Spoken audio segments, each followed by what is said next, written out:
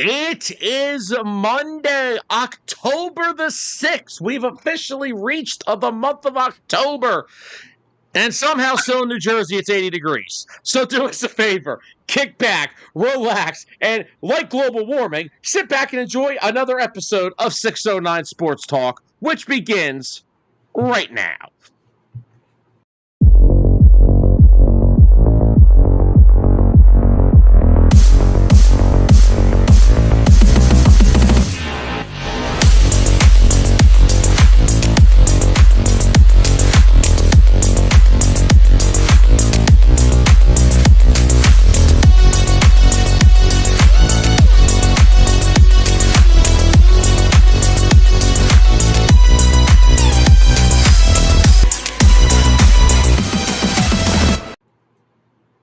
And welcome back, everybody, to another episode of 609 Sports Talk, live here on Facebook, live over on YouTube, and of course, every Tuesday morning, these episodes drop on Spotify. So if you are unable to join us on these beautiful Monday evenings, you can go check us out over there every Tuesday morning to recap the show.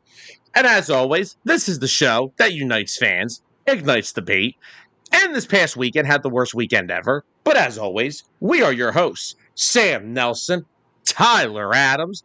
Mr. Adams, how are we doing today? Well, not a happy victory Monday. I've been spoiled, okay? I've been spoiled. It feels like it's been a whole year since they lost a game. Oh, close to it. Well, how was your week? How was your weekend, sir? Oh, it was good. I'm not a Penn State fan. I'm sorry, Sam. I got to enjoy some good college football games, some good NFL games. I won my fantasy matchup last night. So everything's going solid. I'm happy to hear that. Thank you. My screen says it all. My weekend sucked. Yeah. Frickin' Penn State lost. Frickin' Eagles lost. Phillies are down 1-0. Probably about to get no hit tonight. Anthony, what energy do I have to keep? I keep the energy every day. My energy doesn't leave. We're still the best team in the NFC East, and we're still going to win the NFC East anyway. Best team in the NFC. Yeah, we're still one of the best teams in the NFC, so I don't want to hear that. We're still coming for the freaking. We all right. We'll get to that in a minute. We got a big show tonight. We're going to go around the NFL, give our Week 6 picks to end the show. We are going to talk NFL Week 5. We're going to talk some Eagles, what the heck happened against Denver. We'll talk about the Patriots getting a big win on Sunday Night Football. I'm still waiting for Brian to tell me who the Bills are firing, since you can't lose a football game in this day and age, or someone has to get fired. We'll be talking about a bunch of games over the weekend. I want to talk about that Bucs and Seahawks game. That was a classic. Oh, yeah. But, we're switching it up again this week, just like last week. We are going to start the show with college football because, man, oh, man, did we have upsets after upsets. 3 top 25 teams were upset over the weekend. Of course, we have Iowa State dropping 38-30 to Cincinnati. Heck of a win for that Bearcats program. And then we have the two notable ones. Penn State falling out of the AP top 25 after falling 42-37 to easily the worst team in FBS at UCLA. And then, of course, we also have number 9 Texas falling 29-21 to the Florida Gators. Now, the reason that's going to be the topic to start the show is these two teams were the AP's preseason number 1 and number 2 teams, and they have now probably fully falling out of playoff contention for the year. Penn State's losing 2 more games guaranteed. We know that already. So, and whatever happens with Texas, we're going to have to wait and see. But the reason I want to start the show with this is because outside of some coaching issues with both these teams, neither of their quarterbacks, who one of them was the favorite to be a Heisman finalist, and the other one is projected to be a first-round pick in this upcoming NFL draft, and that would be Arch Manning of Texas and Drew Aller of Penn State. Neither quarterback has played well to start the season. Drew has been erratic all year. Arch is turning the football over. It hasn't been good. Anthony, no, it's not. When you lose, Anthony, let me explain this before I want to get to the poll question, but I'll get to it. But before we get to the poll question, let me answer this real quick. Anthony, when you play Nevada, FIU, which is the Fashion Institute University, for God's sakes, and Villa freaking Nova, which is a basketball school that hasn't been relevant in basketball in about 5 years. When you play those three teams, when you are unwilling to go on the road for the first month of the season, you lose another top 10 matchup to Oregon at home in the whiteout. And then you go on the road against UCLA, who just fired their head coach, offensive coordinator, and defensive coordinator. They have no coaches. And you lose 42-37 with the highest paid coaching staff in college football. A team that is, God, how many upperclassmen? Singleton, Katron, Durant, Sutton, with all those Aller, with all those upperclassmen, and you lose, you're dropping out of the top 25. You deserve to drop out of the top 25. You don't deserve to go back into the top 25. You should be playing in the Radio Shack Bowl for all I care. That's where they deserve to be. We should be playing Do Clemson. they deserve a bowl game at this point? Oh, they'll get a stupid one, but they'll get a game. But anyway, so back to the poll question, now that I've answered that. Also, I forgot to say what's up to him earlier. What's up, Espo? He said this is going to be fun. Oh, Espo, it's going to be a fun night. Oh, yeah. Lock in, tune in. It's going to be fun. Anthony, we lost to an offensive play caller who just got the job 5 days ago. Yeah. But anyway, Tyler, back to the poll question. The poll question, now I thought this would be a lot closer than expected. The poll question, 84% of the voters voted. Who is the more disappointing quarterback so far through 2025 in college football? Arch Manning or Drew Aller?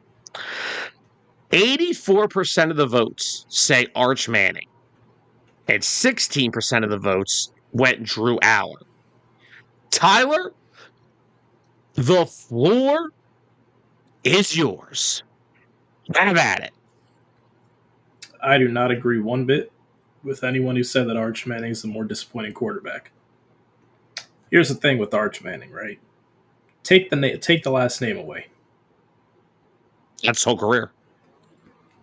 Basically, he's a sophomore right now. Okay? He's a sophomore. He can still play for a couple more years if he wanted to. And he's going to go back. He's not going into the NFL.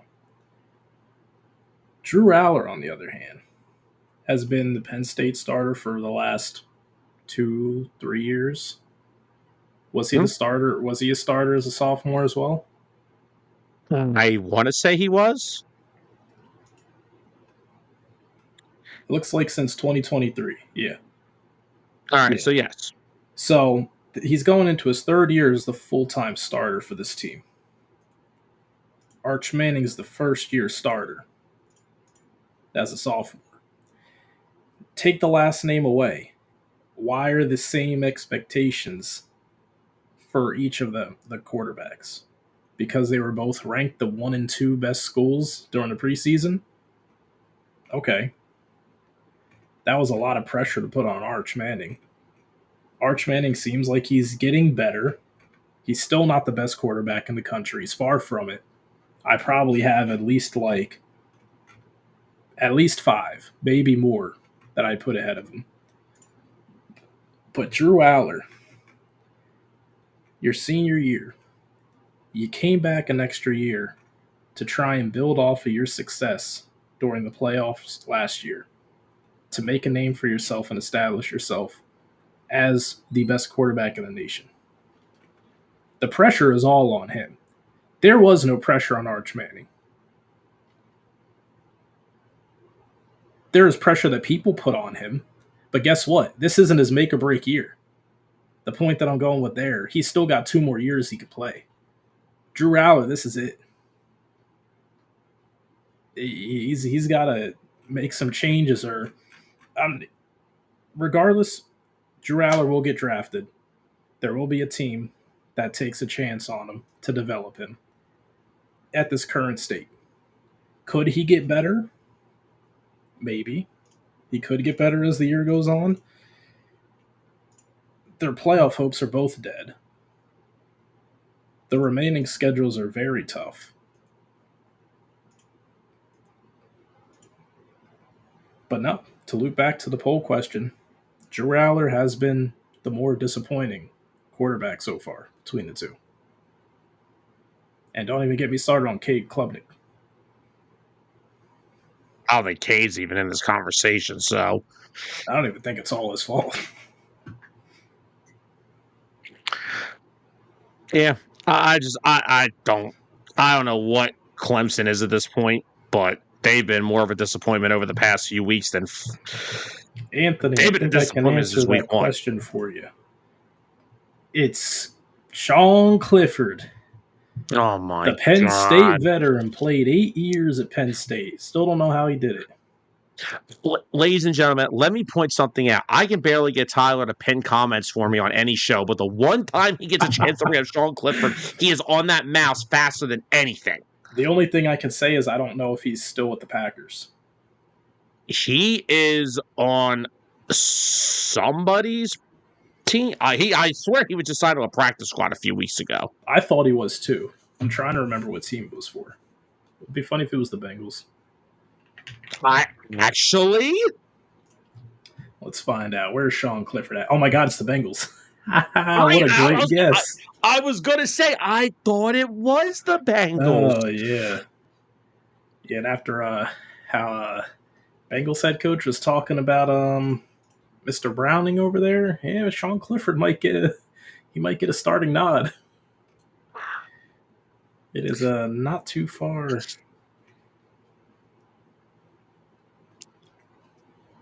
So, where do I start in all this? I believe personally they've both been disappointments. They have.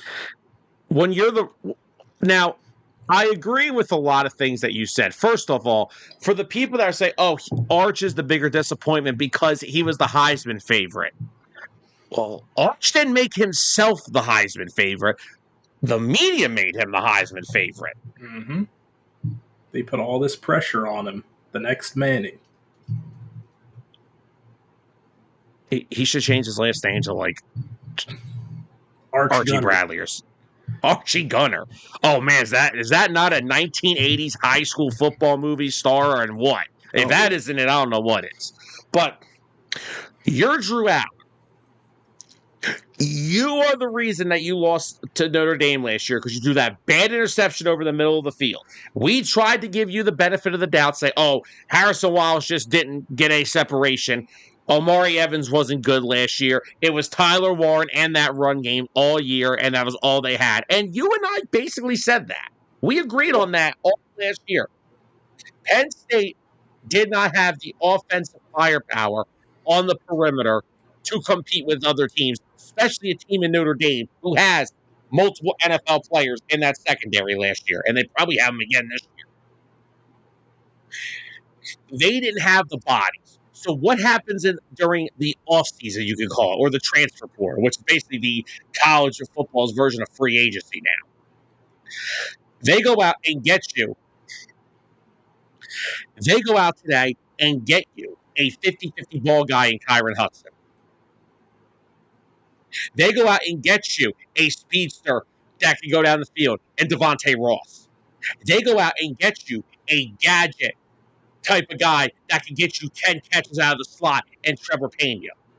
You have Luke Reynolds returning.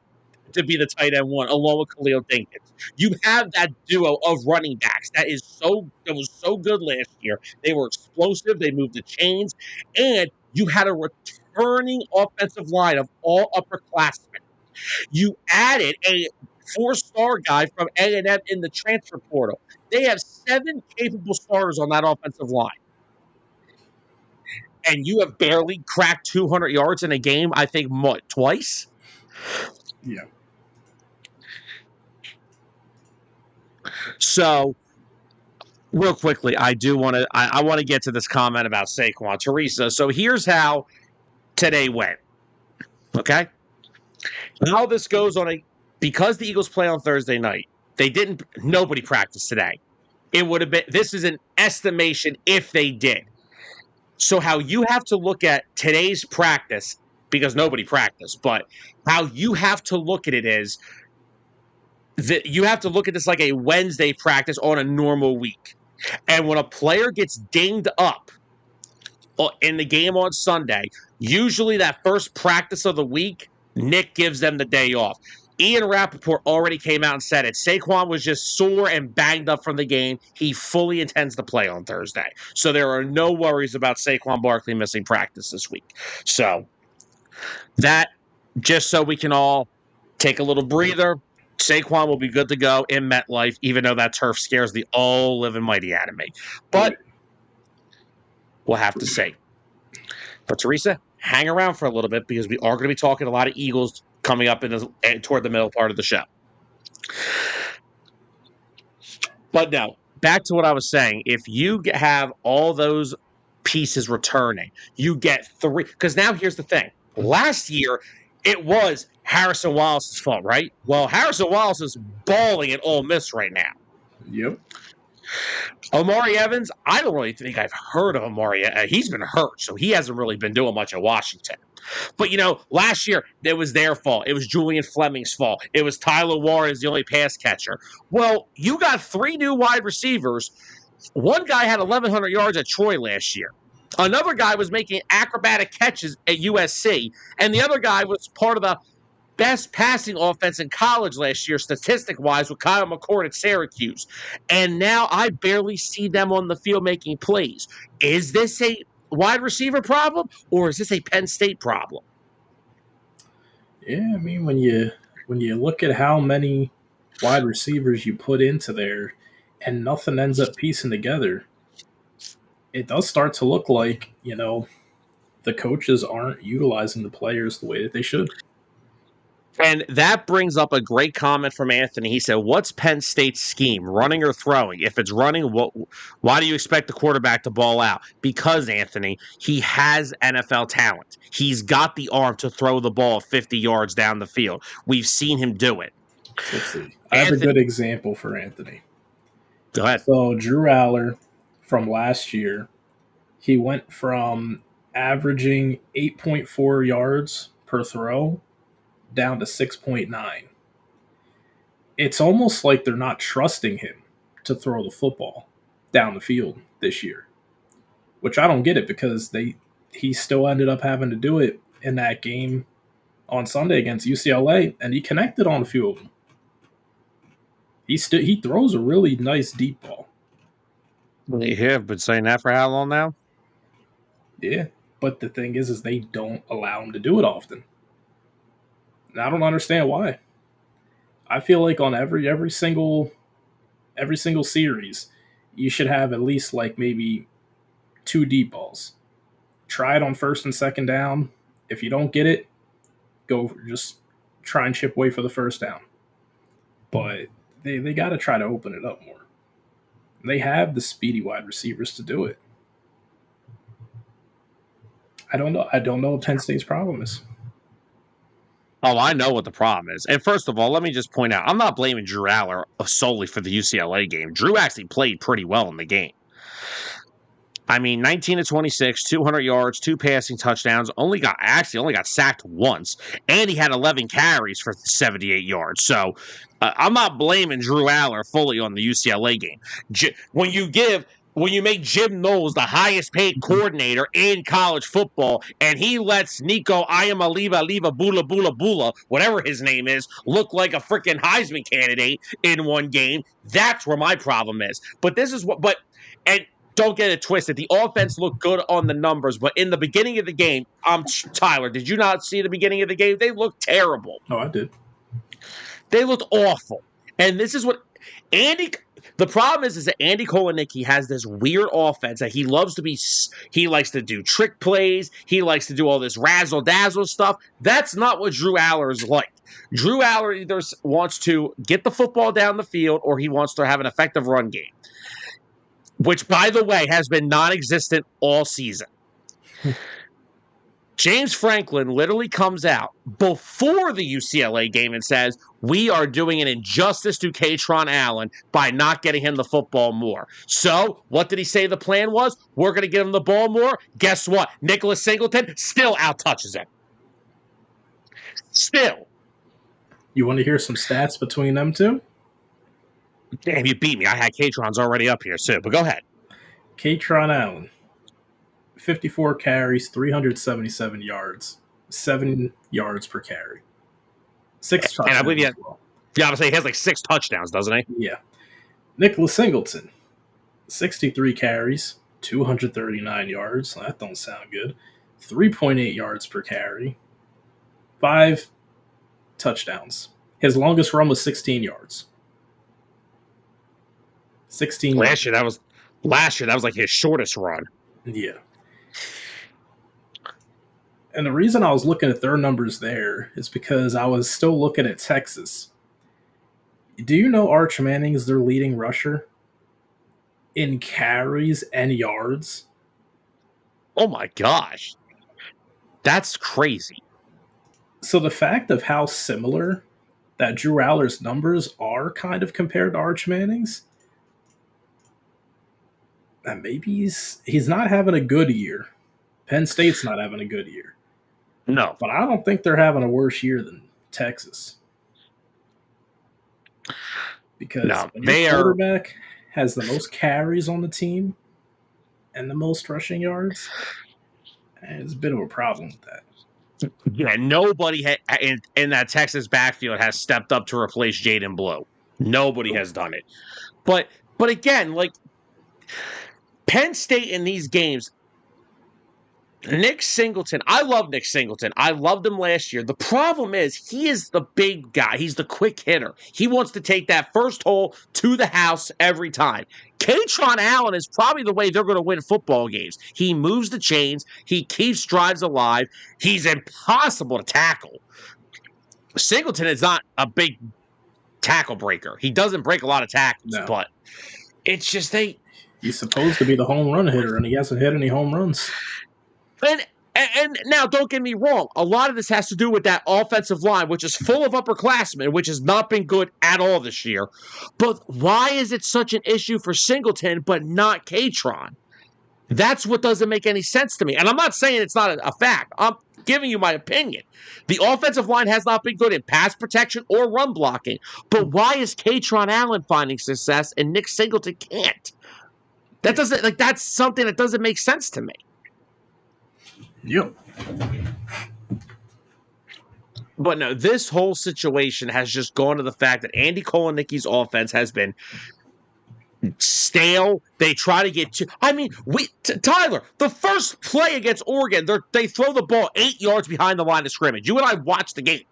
They threw the ball to Trevor Pena because they wanted Trevor Pena to throw the football on some type of trick play. They lost 10 yards on the first play. You don't have to get cute. Mm-hmm. We don't have to get cute here, Andy. And Drew Aller is supposed to be getting ready for the pros, and he's not running any type of a pro-level offense. I know what Aller wants to do. He wants to throw the football downfield. That's why I thought the point of getting 3 new wide receivers would help him. Because honestly, when he has thrown the ball down the field to Kyron Hudson, to Devontae Ross, to Trevor Pena, he throws a beautiful deep ball. I don't want to hear people tell me that Drew Aller can't throw the football downfield. Yes, he can. He can. They don't let him. That's the problem. Real quickly, let me get to these other couple comments. Anthony said, I just looked at James Franklin's contract. He's there until 2031, and you can't cut him. That would cost Penn State a lot of money. So you're stuck. No, we're not. Anthony, that contract was signed before the NIL money became a thing.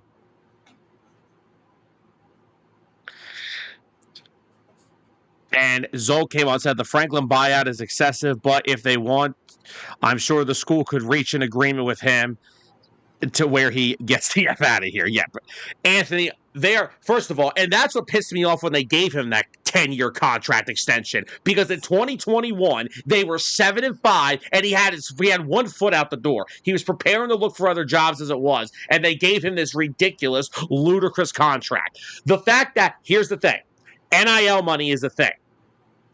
This is the best this program has been in decades. Even the last, I'd say 10 years of Paterno weren't good. Think, all right, they were in the bottom half of the top 25. Okay. They were getting annihilated by any good team they played. This is the best this program's been in 30 years. Boosters, alumni, board of trustees are going to get tired of this. Because, again, this is not a 4-year sample size. This is a decade. I still have the numbers. He's 4-21 against good teams. Against any top 10 teams, he is 4-21. He has not had a notable win at Penn State since they beat Ohio State in 26 freaking teams. It's been a decade. This has been the story with Penn State since he got there.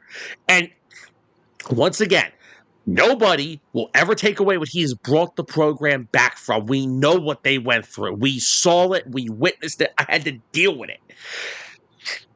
But stop telling me that he's not going to get fired.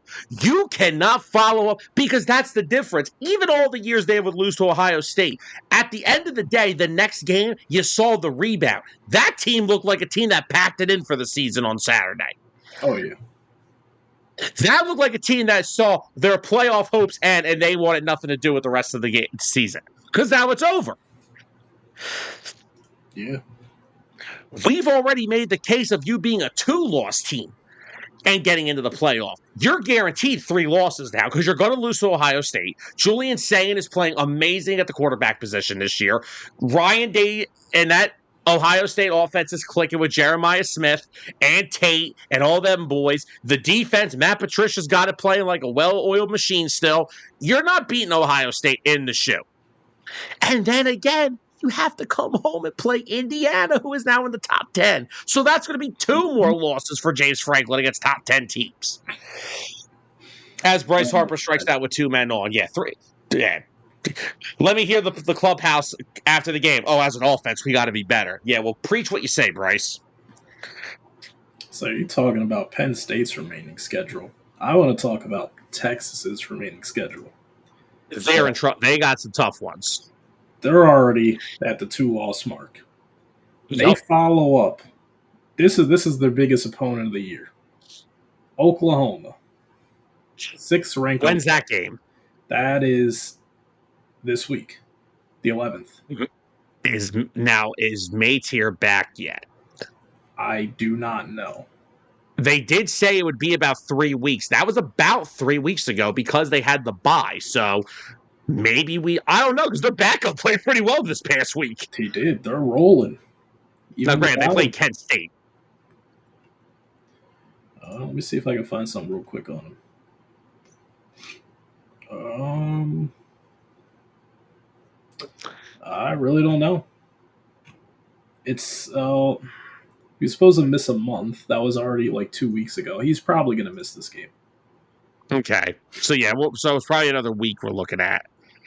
But if Texas has any hopes of reviving their season to get momentum, they have to beat Oklahoma. If they don't beat Oklahoma, then they go and they play Kentucky, who always plays teams tough. And if they're already, mentally out of it from taking another loss back-to-back from Florida and Oklahoma, they might drop that game. But let's just go down the road a little bit. They play currently 20th ranked Vanderbilt. They're playing good football. Then they play Georgia, who's currently ranked at 10, but they might jump a little higher by the time that game comes around. And then they end their season with Texas A&M. I Eh, see I'm like not. 2 to 3 more losses on their schedule. They don't have a chance. Oh no, I think both these teams are freaking. I mean, like we said, Oklahoma. Now that Maytier's probably not going to play, that game could be up in the air. Kentucky, they play teams tough, so I don't know. Mississippi State, they'll probably win. Vanderbilt's not easy to beat now. They're in the top 25. Mm-hmm. Georgia, oh my God. Yeah, I'm not buying it. So they both these teams potentially could be 4 loss teams by the end of the season. And they'll probably be playing each other. They'll probably be playing each other in the Minute Maid Furniture Store Bowl. They might, man. Look, just put all I want for Penn State. Just put us in the Pop-Tart Bowl. That's all I want is the Pop-Tart Bowl. I want that damn trophy. And James Franklin probably can't even win that. Oh my, he can't even win a toaster. He can't even win a toaster if it was hand delivered to him. But no, and I'm going back to Anthony's comment saying that we're stuck with him. No, we're not. They are not going to accept this every freaking year. They will buy him out because here's the thing: they're getting all that NIL money now. They just signed a pretty new 10-year deal with Adidas, so that money's going to be there. They will throw every dime they have to at a coach because this is still who would not want to take over a program like this? Oh yeah, especially to where it was brought back from. This isn't like James Franklin having to take over and rebuild from the ground up. No. The groundwork's already done. Yeah. Like I said about James Franklin, heck of a recruiter, not a great head coach. He is the guy before the guy. Again, Mark Jackson made the Warriors a playoff team. Steve Kerr turned them into a dynasty. And there is no arguing there. The Warriors with Steve Kerr, they were a dynasty. That is essentially what we're looking at. We're looking for the guy to replace the guy that can't get the job done. I know some Penn State fans have thrown out John Gruden. Knock it off. I think I made that joke too, but it was a joke. I don't want another Bill Belichick, okay? Yeah, exactly. Like, yeah, let's see how good Belichick's doing for UNC. That's not going too well. Yeah, dude, don't be John Gruden. Nope. No ex-NFL guys. Nope. Maybe go look at some coordinators in the NFL that maybe don't want to be coordinators. See, they want to because that's surprising. People need to understand. Coordinators in the NFL will jump to college to become a head coach. Oh yeah, good place to make a name for yourself. Yeah, so don't rule out looking into those. Like honestly, somebody actually brought up a very interesting name the other day. Who was it? Oh, they brought up Joe Brady, the Bills' offensive coordinator. Not sure if he would want to go back to the college ranks, but to be a head coach, I mean,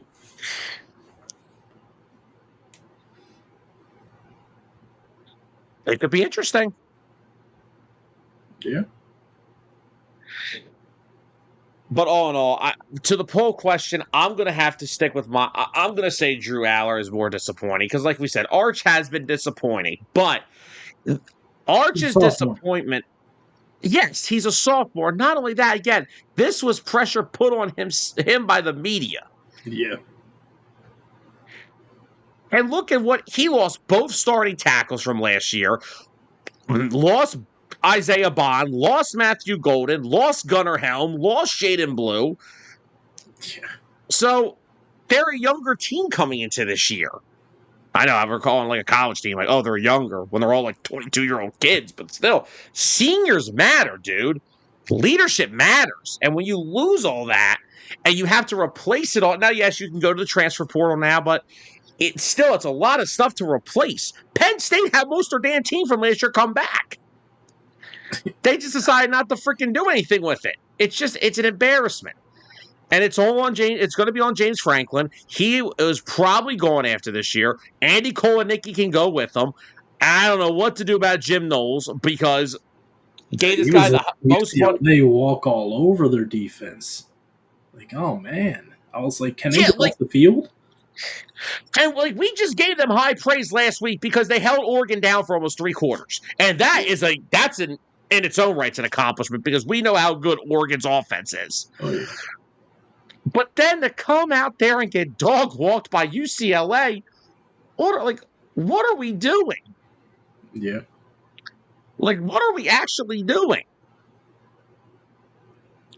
What's up, Bernsey? What's up, Burnsy? It's been a minute, brother. Glad you got back on to talk with us. But yeah, I'm going to go with Drew Aller. It hasn't been good. I don't know how much of it is his fault. I really don't. I don't A think lot of it's it. not all on him. Like I said, it doesn't seem like they're trusting him. And I don't know if they see something at practice, like he doesn't trust himself. I don't know where the disconnect is, but like they're not giving him the opportunities. No.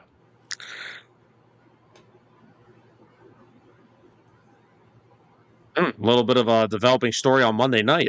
Chiefs have now added offensive tackle Josh Simmons to the injury report as questionable due to an illness. Hmm. How do you get added to the injury list when you're literally 20 minutes away from kickoff? When the inactives have already been thrown out? What are you doing now? Some bad food.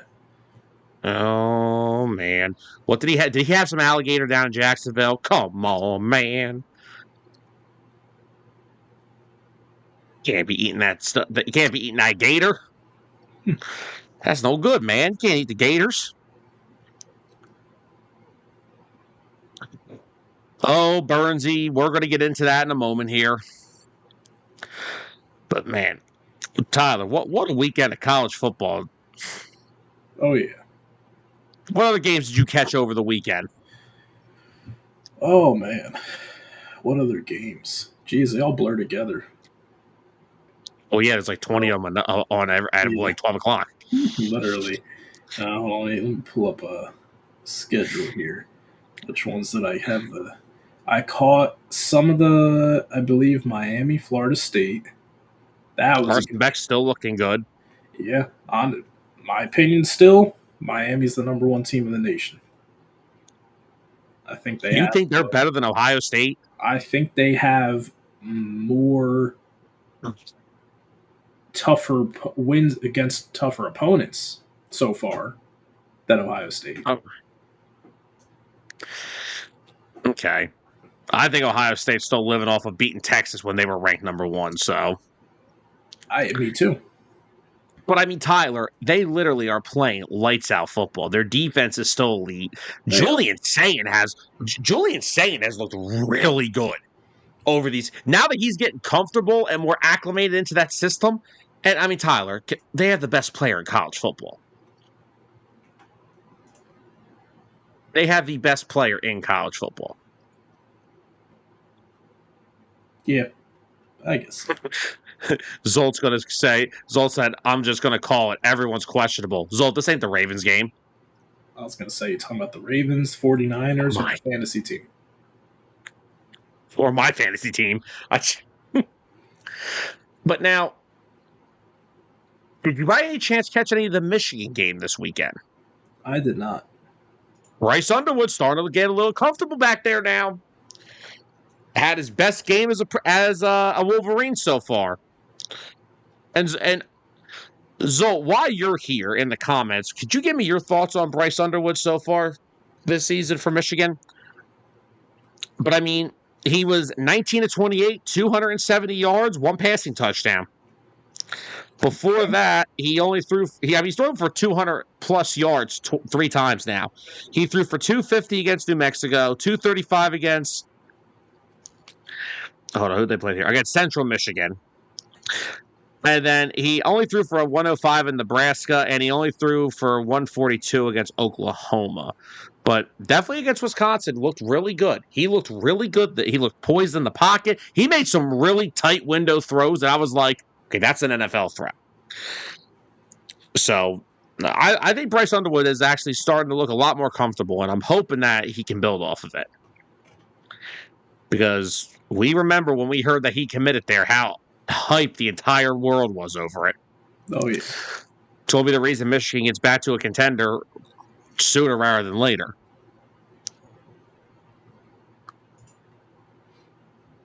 Oh, Anthony, speaking of the top 10, let's pull up that poll, the top 10, top 25 this week, shall we? Top 10's all that matters. I guess you could say top 12. Well, here we go. So, rolling in the top 10 this week, Ohio State stays at number 1, Miami is at number 2, Oregon sits at number 3, Ole Miss staying at number 4, A&M moves up to 5, that's bogus. Oklahoma sitting there at 6, Indiana 7, Alabama sitting at number 8, Texas Tech finally gets into the top 10, sitting at number 9, and Georgia rounds out the top 10. And for other people talking ish about Michigan, they're literally 15. So stop talking crap. Yeah. And I'm not even a Michigan guy.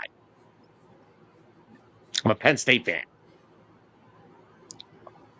Shout out to Bo Prabula and Missouri for being number 14. Yeah, man, they're creeping up too. Them and Georgia Tech. You know, they're trying to crack that top 12. Notre Dame is trying to inch their way back, but I don't think they're going to have enough. They have a uphill battle. Yeah. Could they get there? Shout out to the Maybe. Hey, another one. Shout out to Memphis getting in the top 25. Oh yeah. Down there at the bottom. USF? Were they ranked last week? I don't think so. I don't think they were either. Florida State hanging on in there, 25. I'm kind of shocked to see that. Yeah. Well, I mean, they lost to Miami, dude. Yeah. Yeah. You lose to a top-ranked opponent. Like that was Penn State. They went from 2 to 7 because they lost to Oregon. But when you lose to UCLA, you deserve to get better. Yep. That's when you get knocked out. So, I mean, real quickly, I want to say I don't agree with Notre Dame being 16. Congratulations, they beat the teams they were supposed to so far. I need some more high-profile wins before I can go ahead and, bump them up any higher. Like, yeah. Now they got NC State. They should beat NC State. You got USC. USC is probably the last high-profile game that they have on their calendar. Because then they have Boston College, Navy, Pitt, Syracuse, and Stanford. If they win out the rest of the season, I'm sorry, I don't want to see them at 12. No. You lost to your two toughest opponents, Miami and Texas A&M. Might have been one-possession games. It might have been by 3 points and by 1 point, but hey, you lost. And just real quickly, I want to catch up on some comments. Zolt said that Underwood is getting better, had enough games to no longer be a rookie, doesn't look like a rookie anymore. Yeah, they're starting to finally take the training wheels off him too and let him throw the football a little more. Maybe Bernsey, I think. Yeah, let's not do that, please. Bernsey, A&M, I think they are good. I don't think they're a top 5 team in the country, though. Like, I would take Oklahoma over at A&M, and I would definitely take Indiana. And honestly, in some regards, I may take Texas Tech and Alabama. I don't know if A&M can beat any of those 4 teams. Zolt said it absolutely helps. We are a run-first team, but the kid is looking real special earlier. He is. I told you, there were plays in that game against Wisconsin that I said those are NFL throws. We'll see what Texas A&M's made out of over these next few weeks. They got Florida, who just knocked off Texas. Whoa, hold on. Bernsey. Whoa. Ooh, 25th? No. Bernsey, do you see Florida State playing football right now?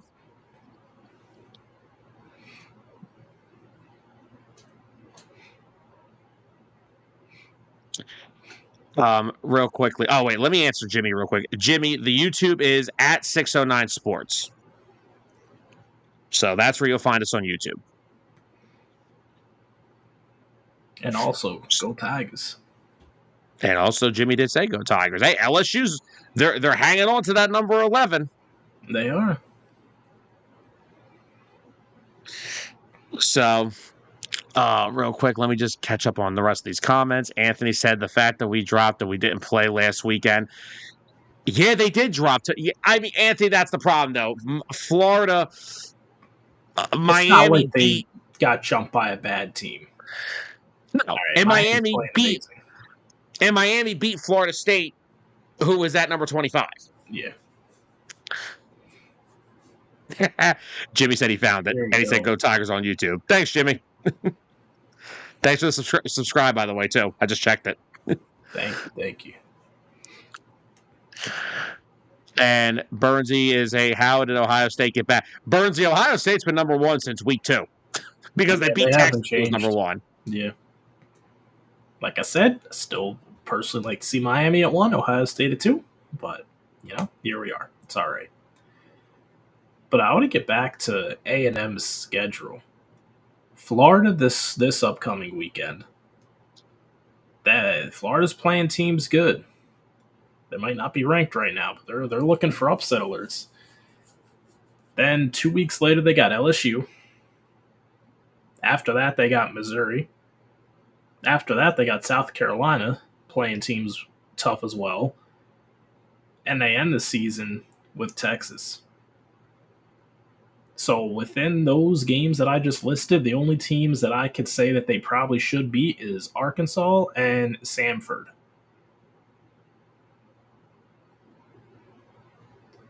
So we'll see if Texas A&M belongs in the top 5 very soon, starting with Florida. If Florida upsets them, they got a good chance of jumping into like the teens. Did you see Anthony's comment about who they play next weekend? Who do they play? Indiana Oh, at 3:30 on Saturday. here we go. Oh man. All right. So if Oregon wins that game, Oregon might. I would say I'm going to say a big might get jumped up to number 1. But then again, I think the AP loves Ohio State so much they wouldn't do that. Well, Ohio State, they play Illinois. That game. So here's the thing. What I was going to ask before we get off the college talk was, so right now the 12 team playoffs is Ohio State, Miami, Oregon, Ole Miss, A&M, Oklahoma, Indiana, Bama, Texas Tech, Go Dogs, Go Tigers, and Tennessee. But if you had to go between 13 to, I'll be generous. I'll say 13 to 20 because we know the bottom 5 barely are not going to be able to get in. The bottom 5 is so switched out every week, it's hilarious. But if you had to go from 13 to 20 and you had to ask me what team I think could still jump back into that 12 seed, Illinois is it. I know they lost to Indiana. No, don't get me wrong. The The issue with Illinois is, I think you were about to say it, they got boat raced by Indiana.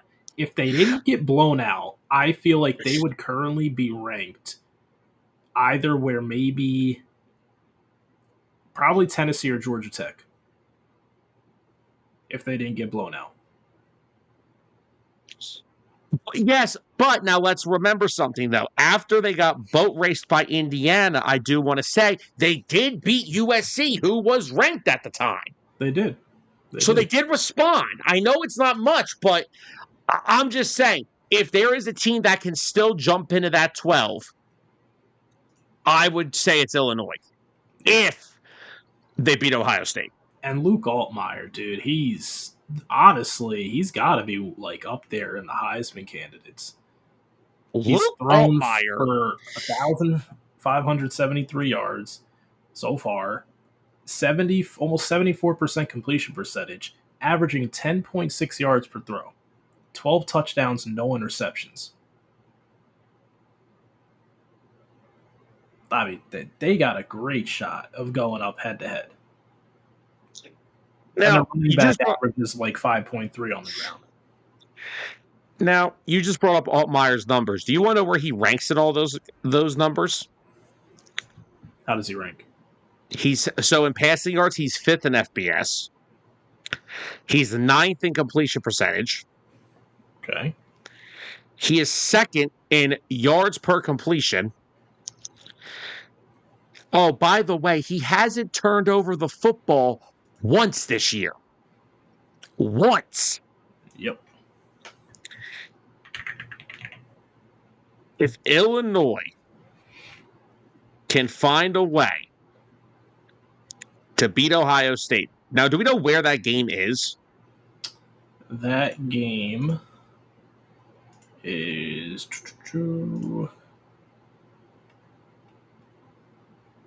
They're playing in Ohio. Oh, boy. Good luck. Wait, no, they're home. My fault. They are hosting Ohio.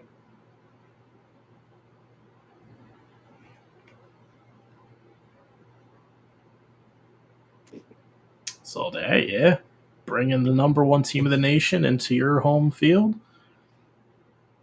They got a good shot. They do, absolutely. As long Definitely as been a hit. Altmaier they play his game, don't turn the football over. That's all Mm-hmm. they have to do. If they can hang with Ohio State, I think Illinois. I don't know if Oh, they can beat them, but Mike said the Gators are great. What's up, Mike? the Gators are Hey, making a push, man. I gotta get ready for Monday Night Football. Watch a real sport and a real team. Oh, it's over. Dodgers just scored 4 runs in the inning. It's over. It's all over. Ladies and gentlemen, I want to make a quick joke really quick, okay? For all my video game players, okay? If you've played Red Dead Redemption 2, minimum 5 times, okay? If you have played Red Dead Redemption 2 and you have somehow every time expected Arthur to survive, that's like watching the Philadelphia Phillies in October. I had Tyler rolling on Saturday with that one. Damn, man, Sam, that's like the joke of the year for you. This series is over. Dodgers in 3. Wow. Never thought I would get swept out of the first round of the playoffs, but here I am. But anyhow,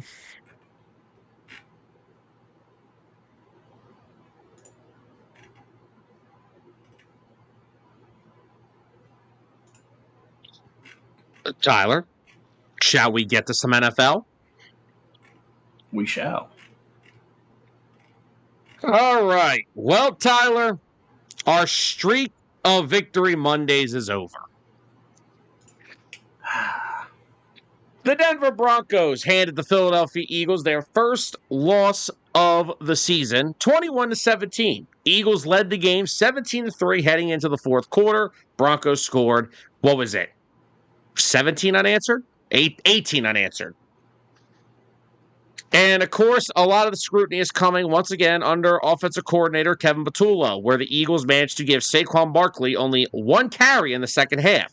This is coming a week that they have had to listen to the outside drama about not throwing the football to their big time playmakers on the perimeter enough, that being Devontae Smith and A.J. Brown. Tyler? I got a question, Sam. Okay. Can the Eagles just play a balanced game of football in a single week? Once the fans and the radio stations realize what the real problem is with the team, maybe. Because I'm looking at this game, right?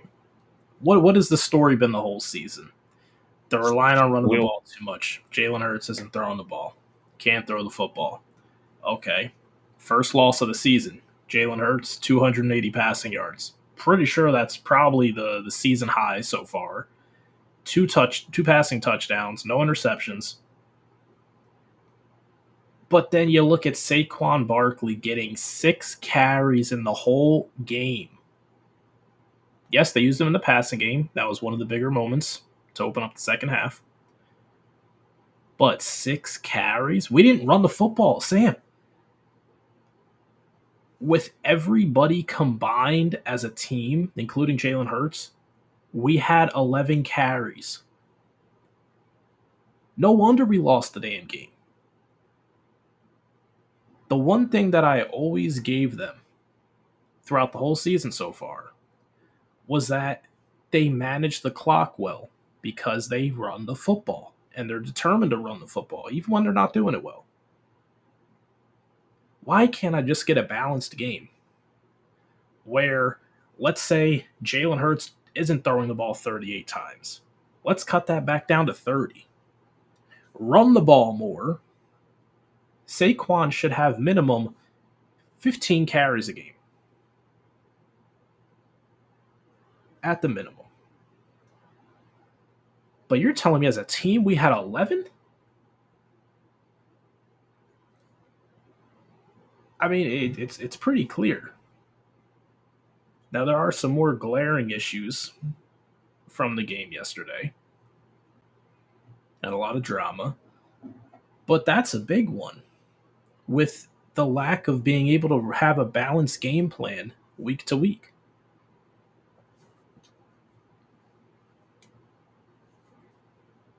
So Mike's asked about the Eagles defense. Mike, that defense has won them almost every game this year. I'm not getting on them for what happened yesterday.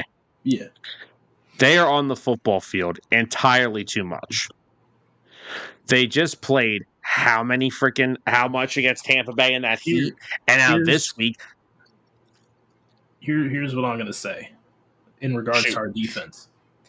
You allow 3 points in the first quarter. You hold them scoreless through the second and third quarter. In the fourth quarter, you give up 18 and your team scores 0. yeah, You cannot expect your defense to pitch almost a shutout through 3 quarters and for you to just not do shit on the defensive side of the ball. Yes, Sam. okay. Yes, I would. You're a little animated tonight, aren't you? I am.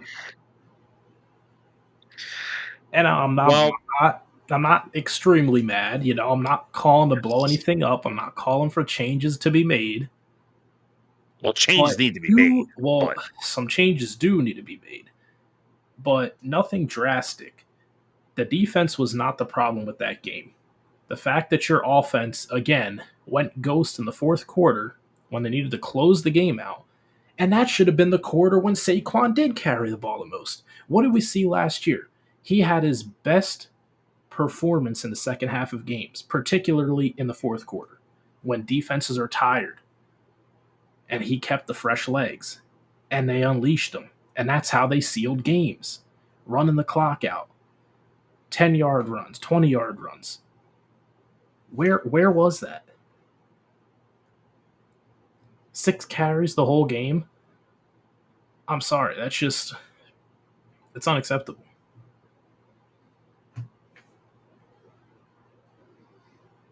what you saw on Sunday with that offense, and I'm going to hurt a lot of feelings right now because I know a lot of us are up in our feelings as Eagle fans. We don't want to talk bad. Oh, we can't talk bad about this guy or this guy. Let me just warn everybody in the South Philadelphia area. When I signed up to be a Philadelphia Eagles fan, I signed up to be exactly that, a Philadelphia Eagles fan. I'm not a Players fan. I'm an Eagles fan. What you saw on Sunday was Nick Sirianni, and I'm putting him on that part of it, and Kevin Patullo being baited by the outside noise, which was caused, and I'm sorry, it was caused by your wide receiver.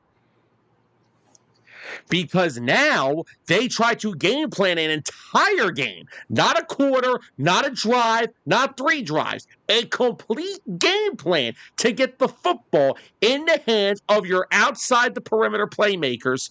And guess what? It bit them in the ass. Yep. Sam, I'm gonna do you one better to double down on what you said. AJ Brown, this is the topic of discussion, in case if anyone didn't know. 5 catches, 43 yards, off of 8 targets. Now let's just go over to Mr. Devontae Smith, the man who just keeps his head down and works, doesn't complain. Now Eight, hold on. He did come out Friday and did say we have to clean some stuff up in the but passing game. it He did. wasn't him complaining. He just said, as a team, as an offensive unit, they can all be better. But he didn't come out here complaining. What did he have? Targeted 10 times, caught 8. And I don't know, is the one that got penalized, does that count? I No, don't think that counts. Yeah, it doesn't count as a passing down. no. So he was 8 for 10 for 114, and the long was 52 yards. A.J. Brown had a chance for a nice long catch for the game. Would have been a touchdown, too. He was going to the house. He just took a little detour, forgot where he was. And now, in defense of that happened 3 times on Sunday.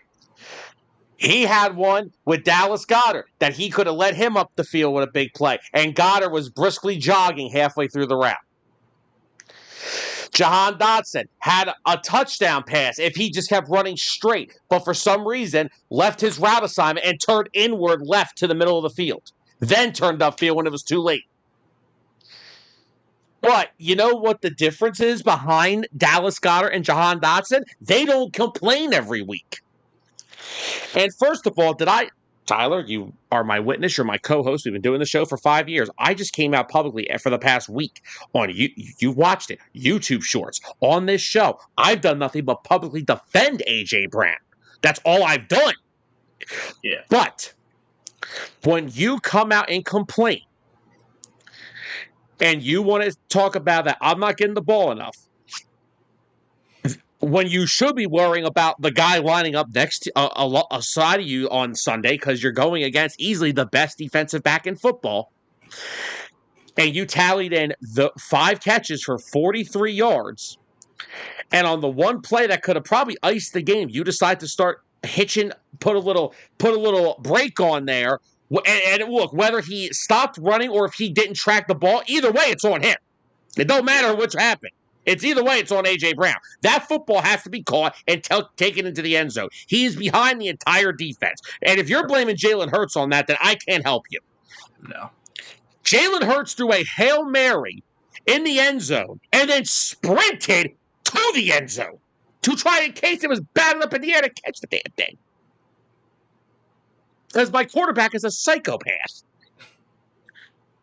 But now, today, according to Jimmy Kempsky on Twitter, AJ, Jalen, and Saquon Barkley all had a nice sit down tonight for a few hours. Apparently it was very positive. Okay, I believe that. I want to see it on Thursday night, though. Mm-hmm. Yep. And first of all, let me be very clear here, okay? I'm not blaming all of these offensive struggles on A.J. Brown.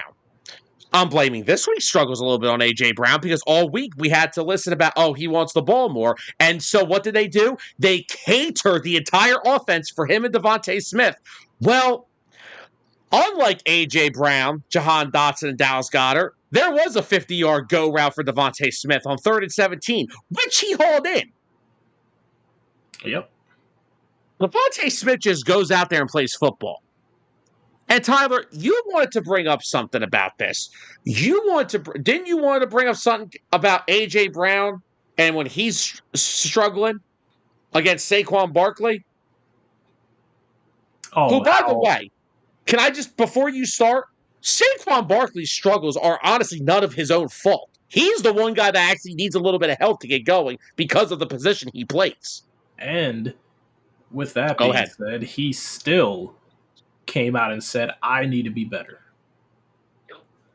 He is acknowledging that he knows the kind of player he is.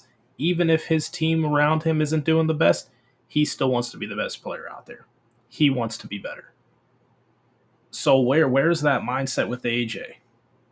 AJ just has to have the mindset, oh, I'm not getting the ball, I'm not being impactful. Okay. Some of the weeks I saw you not getting the ball, I saw you getting locked down. I saw 0 separation.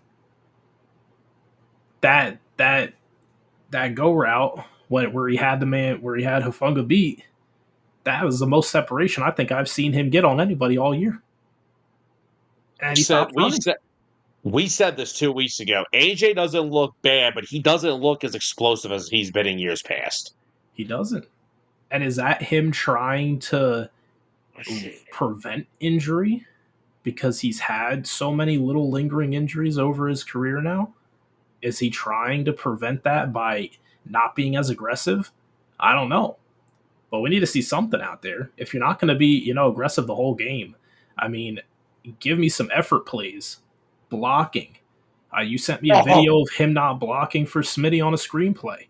He completely whiffed on it. And whiff. No, and Tyler. Whiffing is when you attempt to block and you that whiff. is, yeah, you're When right. You're right. He straight up Pickens that thing.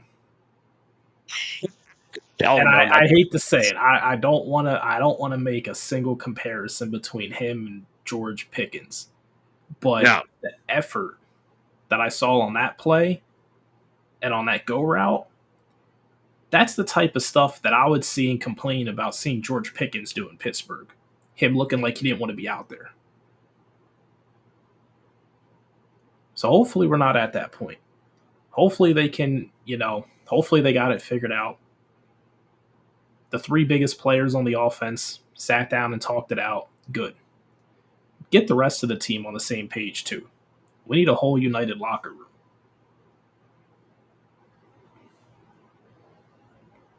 Yeah. And I'm glad today that I'm glad they did that. I'm glad that those three sat down and they had a talk, and hopefully this is fixed. Yeah. Because grow up, Peter Pan. Because here's the problem.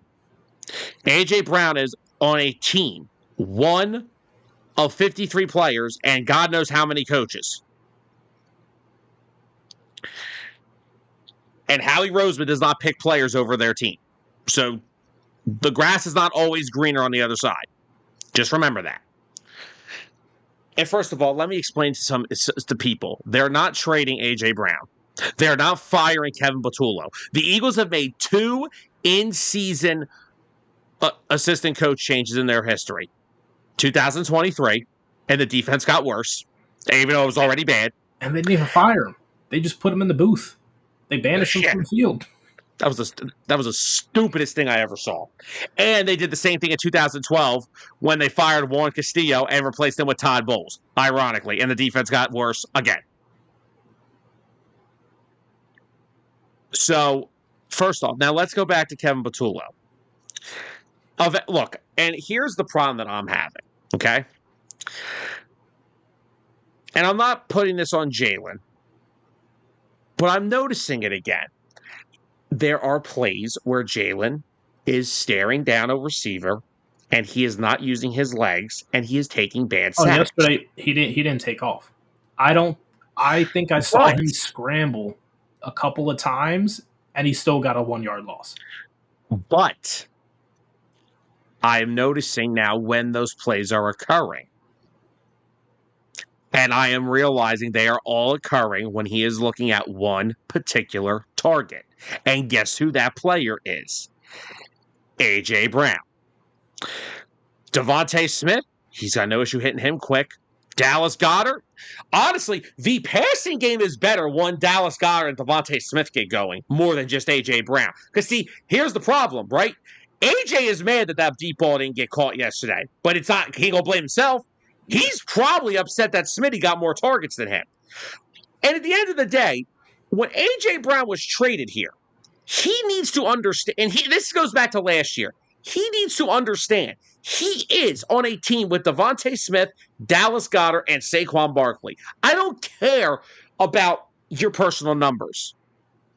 Yeah. You need to understand what this is about. You're on the most important team game in the world. What it's about is what they accomplished last year. That's what it's about. It's not about, oh, can I win offensive player of the year? Can I have the triple crown? That stuff's all cool and all. Ask anyone who's won those things. I'm sure they'd probably tell you they'd rather have a Super Bowl. Exactly. You think Larry Fitzgerald wouldn't rather have a Oh, Super Bowl? Larry would probably trade like a quarter of his stats for one ring, and he'd still be Hall of On, Famer. oh, dude, you don't get much better than Larry Fitzgerald.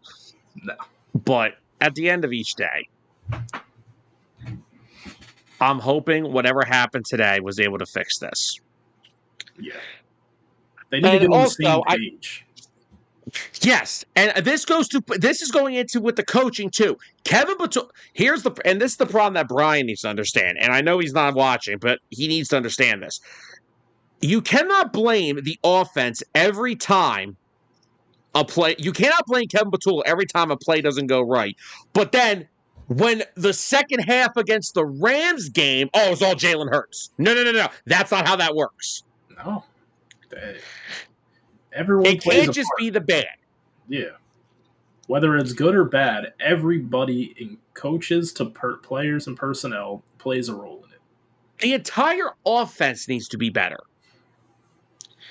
And I'm sorry, we are an offense that consists of a $255 million quarterback, two wide receivers making top 15 wide receiver money, an offensive line that we have been told by is the best in football, and a tight end who wants to get paid top tight end money, and a running back who just got a pay raise. You got to look at the players too. Because here's the thing, right? I know we say like the route concepts and like our play calls are boring. Well, they're not hard to execute for a team of that talent. So if someone's not executing, the whole play is screwed. Nick Sirianni has said that a bunch of times. If one player misses their assignment, the whole play is screwed up anyway. Everybody has to be better. Jalen has to be better. Saquon has to be better. AJ has to be better. Smitty has to be better. Goddard has to be better. And now, can we talk about the real reason why this offense is struggling? Those five guys up front are not doing their job. And it doesn't help that there's usually one that goes out hurt each week. 4 of the 5 of them are injured. Lane Johnson is left back to. This is the first game Lane is finished for the past 3 weeks, so his shoulder is still messed up. Tyler Steen hyperextended his knee in Tampa. Cam Jurgens does not look healthy. Landon Dickerson's running out of extremities. And the only healthy one's been Mailata. Yeah, and he committed a stupid false start late in the fourth quarter yesterday that cost them a drive. Yep. And that was the other thing with yesterday. It's the pre-snap penalties. I don't want to talk about the officials, guys. They lost because they didn't play well. I understand the officials had a big play in it. I know there were plays that should have been called or shouldn't have been called. But this team is too good, and they are usually a pretty disciplined team. But you know what? Mm-hmm. They are honestly, as good as the defense has been, let's be real. Let's be real with something, okay? I'm going to be real with you guys. They have not been good up front on either side of the football. They are not protecting their quarterback and running back enough, and that defensive line is not getting enough pressure. 1 sack again. Now, don't get me wrong. The Broncos' offensive line is really good. I think we had them as number 2 in the league coming into the season. Yeah. But Jalen Carter, Moro Ajomo, and Jordan Davis have to be better. The pass rushers, Jalix Hunt has got to be better. Jalix Hunt is not. I do not think Jalix Hunt should have been a full-time starter in year 2. I don't think he was ready. Yeah. Especially where we drafted him. Yes, he's a 3rd-round pick who just became an edge rusher 2 years ago. I think he was fine for his rotational role, but they never replaced Josh Sweat. They are getting pushed around.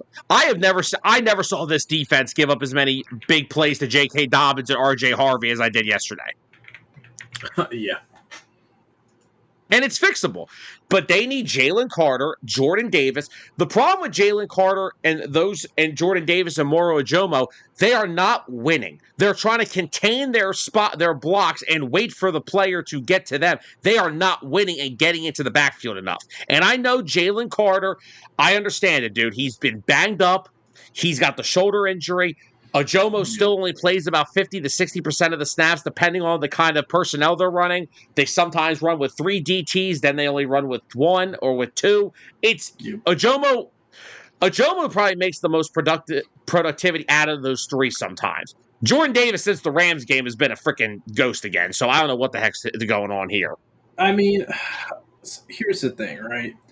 Whenever Jordan Davis gets a sack, us as Eagles fans get spoiled. I And don't we need a expect him sack. to I need you be, to win your matchup. And him and Jalen Carter are not doing it, yeah. I mean, it's also a big loss still waiting for Nolan Smith to get healthy again which hopefully should be soon. because he was is our best pass rusher off the edge. And he's also one of our better run defenders off the edge, too. Yeah. So I like what Smith has done so far coming in, but we are asking too much from him. Yes. He should And be used in that heavy of a role. by the way, I saw him get a tackle behind the line of scrimmage. I saw him get a pressure. Sees Ojolari for being ready. Yeah, yeah. You saw him out there, and he got his name called. Josh Uche, same thing. But that's the problem. They're all rotational players, and they're fine for the roles they're given. But you Yeah. need Nolan Smith to have that defensive line be at a whole. Yep. Because if you have Nolan Smith, and then you can rotate in Josh Uche and Zadarius Smith and Jalix Hunt, that is a lot more dangerous than what they're doing now. And look, it's not like the edge rushers are god awful. They're doing the best they can with what they're given. But again, they're not none of them are full-time players. There are just and another big problem that this defense has had. It's an underrated problem. Don't get me wrong. This defense has played hard all year. They have won them mostly all their games this year. I am not taking anything away, and I think they're going to get better as the season goes on. They are missing an on-field leader in the biggest way. Do you think what happened week one with Jalen Carter? Do you think that happens if Brandon Graham or Darius Slay is on this team still? Nope. No, because someone's going to go find him and say, "Come here. What are you doing? Get away from their huddle. Let's go." They don't. It comes with the territory. They're a young, inexperienced defense. They're full of young guys, Mm-hmm. but that I'm not worried about. That will get figured out. But no, the biggest problem with what the Eagles have had this year is they have not won at the line of scrimmage on either side of the ball like they were last year. Mostly the offensive line. Even with the defensive line struggling to get to the quarterback and create pressure and create penetration, it hasn't been god awful. Like there have been sparks of it. They just need to get more consistent at it. And like I said, Jalen Carter having that shoulder injury has really hurt him a lot. It being productive. But he is still opening up the way for a lot. Like, I'm sorry, the Zadarius Smith sack, that stunt coming back through the middle. If that's how you got to generate pressure, Zach Bourne blitzing again, got another sack this week. If that's how you got to create pressure till that D line starts winning, because again, that's how they won the Super Bowl. The defensive line dominated the Chiefs without blitzing. They dominated with the front four. That's how this defense is going to operate at its best. But a lot of uncharacteristic things happened in that game. Like Quinyon Mitchell. First of all, I want to say Quinyon Mitchell, he did not play a bad game. You know what he had? He had what Cooper DeJean had with Adam Thielen last year. Cortland Sutton did not beat him deep. He beat him at the catch point like 5 times. Yeah. Welcome to the NFL. It happens to the best of them. Yep. And that's the coach I like with Sirianni. He comes out today. Quinyon, probably his worst game as a pro, has the Guantanamo Bay hoodie on. He supports his players. I'm not worried about that defense, though. Vic's going to get them right. And I'm telling you now, if Howie Roseman's sitting there at the trade deadline and Vic says, yo, I don't care if Nolan Smith's healthy. I need some help on this unit. I need a pass rusher. I need a D tackle. I need something. I need someone that can generate pressure and get to the quarterback. And Howie going to be like, hey, Cincy, here's Tanner McKee. Give me Trey Hendrickson. Here's Tanner McKee. Have fun. Man, it's Cincinnati. You know they'd probably do it. Oh, yeah. But all in all, it was an uncharacteristic game for the Eagles. The defense usually does not allow that many points for a team to come back. The offense, yes, as sporadic as it has been this year, they usually have found a way to get a drive or two to get some points to win the games. They didn't do that. Look, guys, the team has won 21 of its last 23 games. I think it's okay to lose one here and there. And again, you're playing teams. The Broncos are 2 field goal misses away from being undefeated. Don't act like the Broncos are not a good football team. Sean Payton is one of the best coaches in the NFL. He's been doing this a long time. Their defense is elite. And the Eagles honestly did move the ball pretty well at portions on that defense. They It did. was an They had uncharacteristic solid game. stretches early on. Yeah. It was an uncharacteristic game. It happens. Guess what? You have 3 days to correct it in New York. And honestly, this is the best stretch for all of them. Kevin Patullo, Vic Fangio, the players. This is the perfect stretch to get right. You got the Giants on the road at Minnesota, then home against the Giants, and then your bye week. Well, the Giants are the Giants. They lost to the Saints. What's that tell you? But yeah, the Giants are banged up. They're not playing good football. Their offensive line's still a putrid. And then Minnesota's offensive line hasn't played much better. And Minnesota's run defense is not good either. Nope, they are not. I don't care if it's Carson Wentz or J.J. McCarthy. I still think the Eagles are going to beat them. Oh, yeah.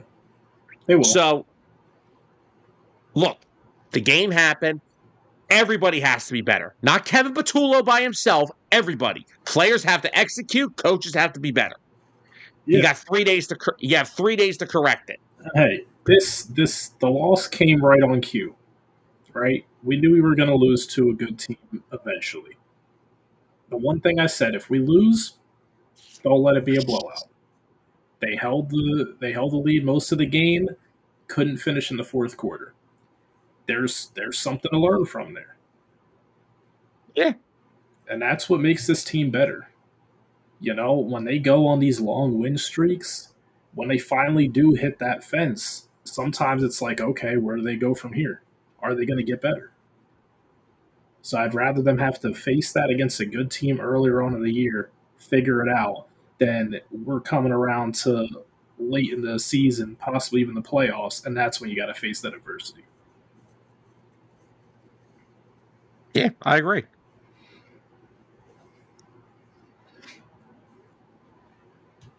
Right now, shall we move into some other games around the NFL? Because we've been talking Eagles for a little bit here.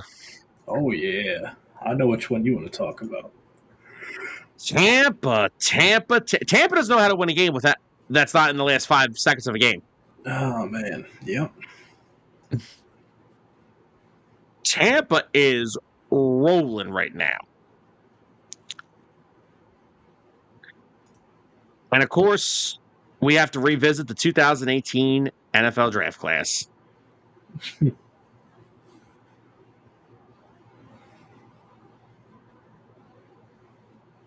So, just to let everybody understand yesterday, Tampa went to Seattle. Baker Mayfield, 29 of 33, 379 yards, 2 passing touchdowns. Sam Darnold, 28 of 34, 341 yards, 4 touchdowns, 1 interception. Unfortunately, it just came in the worst possible moment in the final minute of the game. Yeah. Burnsy, I did see this earlier. That Mark Sanchez situation is a little weird. Mm-hmm. Did you see the photo of the man in the hospital? I did not. You don't want to. But Tyler, what are our thoughts on this game? I mean, man, did you even mention the receiving numbers? Oh my God, dude. I said during the draft, I thought Emeka Buka was the best receiver coming out of college in that draft. I still think I'm right. Yeah, I think you are right. I mean, he's been actually one of the best receivers in the league this year. And I literally said, this is why you draft him. In case Mike Evans has to miss time. Yeah. Chris Godwin's still trying to get back to football shape, has had that gruesome leg injury. They didn't expect McMillan to miss time with a neck injury. They are literally playing. Emeka Buka's playing amazing right now. They are. And oh, damn it, Zolt. The ball well. Zolt, why do you do this? Oh, my God. By the way, for this segment, by the way, Jets and Browns fans, turn away. We know this is a touchy subject. about Sam Darnold and Baker Mayfield. Yep, Bernsey, it looks like Mark Sanchez is in a little bit of trouble after he gets out of the hospital. Mhm. But anyway, Tyler, you go back to your Emeka Ibuka talk. I mean, big part of it is Baker being able to get the ball to him. Also, I mean, they have so many big plays down the field this year.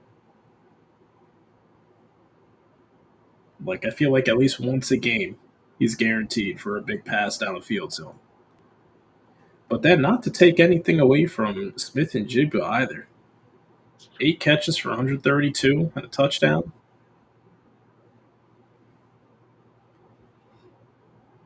I mean, Battle of definitely, the Ohio State wideouts. yeah.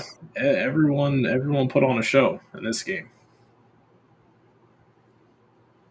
You think these two teams are playoff teams? Oh yeah, easily. Seahawks, they got a little bit of work to do because of their division that they're in, unfortunately. But currently, they're sitting at second in the NFC West. Definitely, 49ers are looking strong over there, Oh my god, dude. even without Purdy losing Bosa, and he just still looks so strong. They just went into LA against a team that we have both picked to be prolific NFC contenders in the Rams. No Brock Purdy, no George Kittle, no Jawan Jennings, no Brandon Ayuk, no Ricky Pearsall, no Nick Bosa, and Mac Jones, starting quarterback, who's also banged up with a knee injury, Yeah, threw he's for solid. 350 yards, and they beat the Rams. I'm all in on that Niners team. They're just playing next man up football, and it's working. And Shanahan's coaching a heck of a game plan without all his offensive play.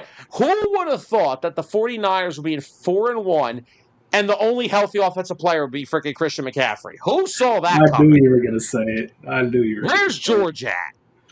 Oh my gosh. Who would have saw that coming? It's unbelievable. Unbelievable.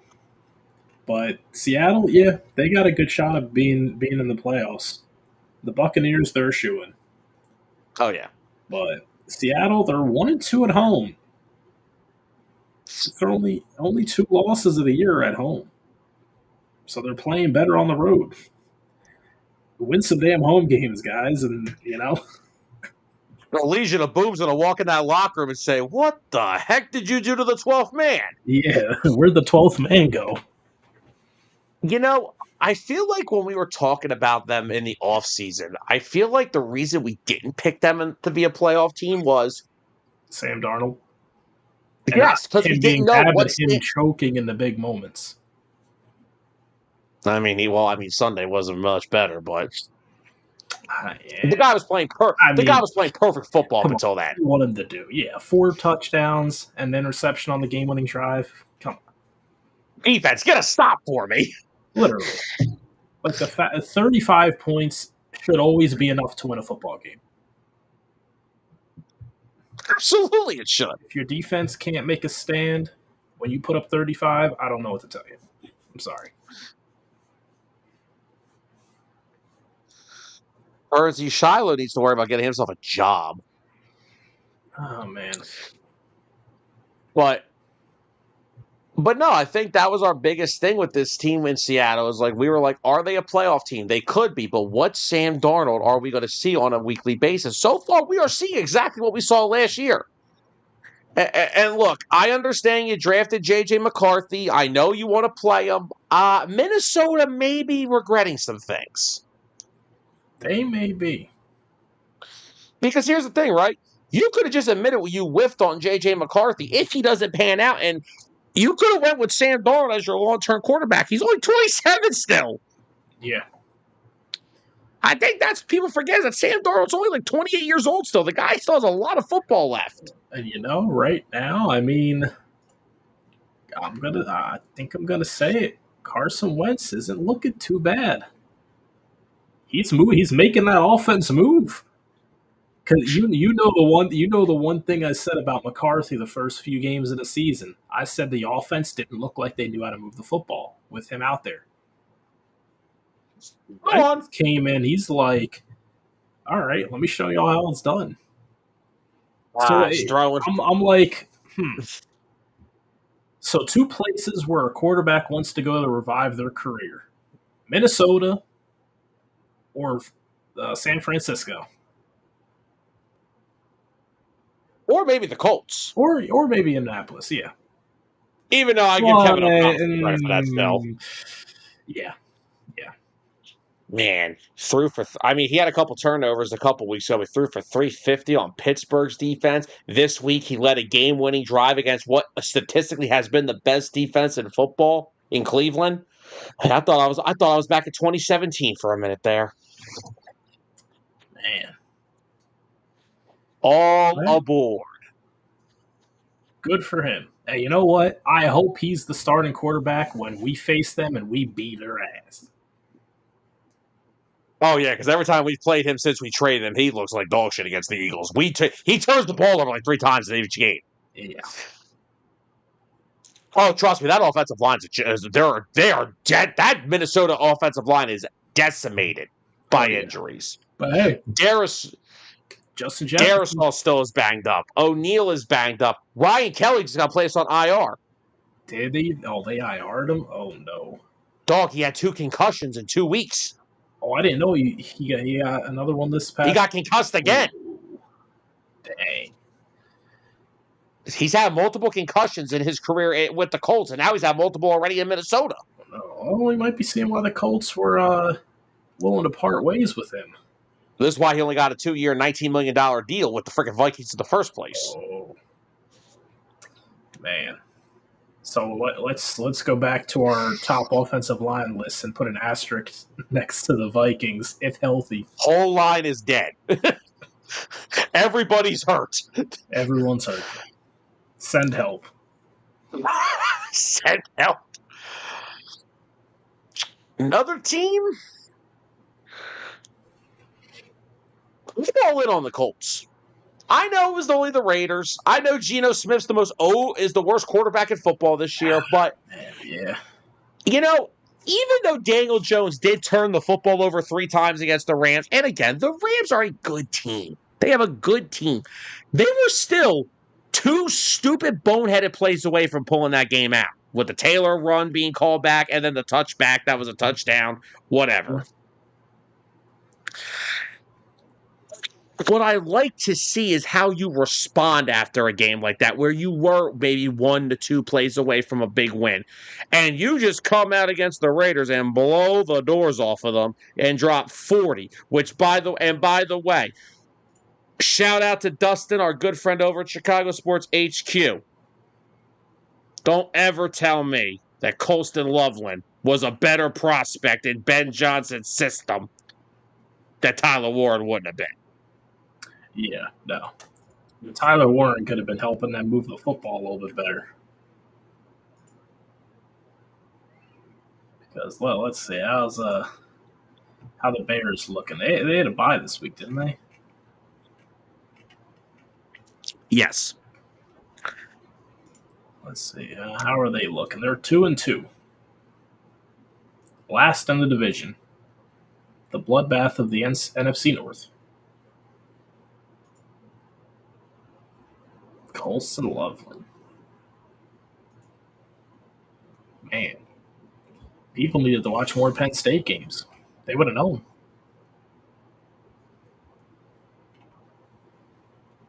Can we not can we not Maybe not this year. There's nothing to see this year. Except for Katron Allen. He'll probably be like a second round pick in the draft.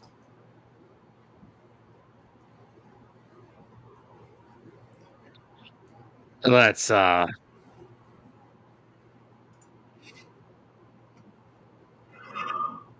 let's not do that, okay? Let's see. What other notable games we got here? The Jets are the Jets. Carolina and Miami. They stole the win. Mike, a 17-point lead they blew. Yep, Mike McDaniel is going to get fired instantly. he is. Like, Rico Dowdle, tell me you would have ever expected Rico Dowdle to run for over 200 yards in a game. I didn't know if he would rush for 200 yards this season. Well, yeah, with Chuba Hubbard, but he was out, so that opened up the door for him. But like, they didn't play terrible. Tua played a clean game. 256, 3 touchdowns, no interceptions. One to Darren Waller again. Yeah, another Darren Waller again. Darren Waller's quickly turning into one of the top fantasy tight ends. If he's still available in your league, try to make room for him. Oh, Burnsy, that's great.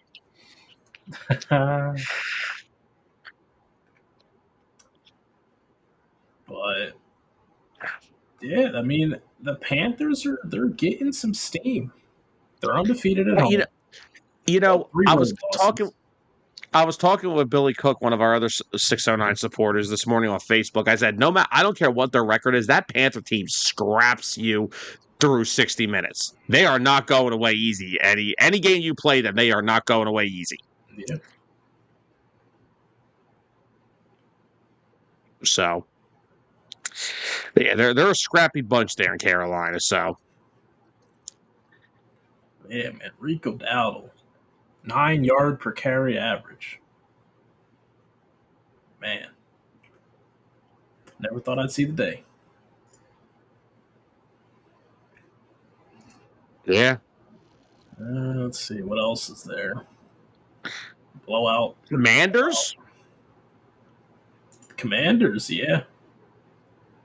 Yeah, that's a good win. I was shocked that they held the Chargers to 10. But then again, Hampton went out relatively early, I think. I think he only played maybe a half of football. And there's still no Joe Alt. Yeah. No Ray Sean's. And now Trey Pipkins, their backup right tackle, it got dinged up. Like, dude, they're eventually. Jason Peters is going to get called. Oh, no. It's going to happen. They're going to unretire Jason Peters. Pretty much. Oh, man. Justin Herbert was the leading rusher on Sunday. You never liked to see Yikes. that.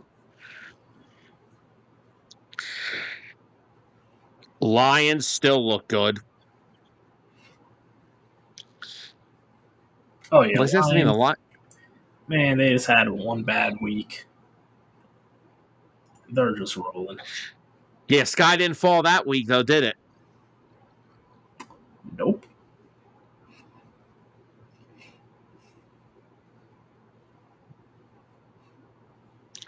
And then, of course, the last one we'll get into real quick. The Patriots going into Buffalo. That's a signature win for Mike Vrabel. Oh, yeah, dude. Going on the road, pulling out a win against one of the 2 undefeated teams left in the league. And Buffalo playing great football. They still are. But that win was huge. Personally, I think this Patriots team could be a playoff team. I think they are a playoff team. That defense, almost every single, just think of this, right? Almost every single offseason acquisition is playing a huge role to them so far. So let's just look at Stephon Diggs. Oh man, what a Stephon Diggs is probably smiling ear to freaking ear right now. Oh yeah. 10 catches, 146 yards. Are you kidding me? Then now let's go up and down the list here of their defense. And we know they made a lot of additions defensively. Mm-hmm. Robert Spillane last night led the team with 8 tackles. Harold Landry had 5 tackles, but he also has 3.5 sacks on the season. Milton Williams, Has 2.5 sacks on the season. They are getting contributions from all their big money guys. Carlton Davis, who's playing opposite of Christian Gonzalez, who is finally healthy. That's a pretty solid cornerback duo right there. Oh, So yes. Drake May leads the NFL in completion percentage, too. If the Patriots could just get a run game going, they're in great shape. Well, losing Gibson didn't help at all. Yes, and by the way, in case anybody did not read it, it's a torn ACL. Yeah. He knew it immediately. Oh, yeah. So now you're back to old reliable Ramondre Stevenson, Sir Fumbles a lot, and Travion Henderson. But here's the thing, right? It's funny. Ramondre Stevenson fumbles that ball in the first half, then goes on to score 2 touchdowns in the second half. Yeah, but off of 7 carries for 14 yards. He's still their short goal line work back. That's about all he can do. That's about all he can do.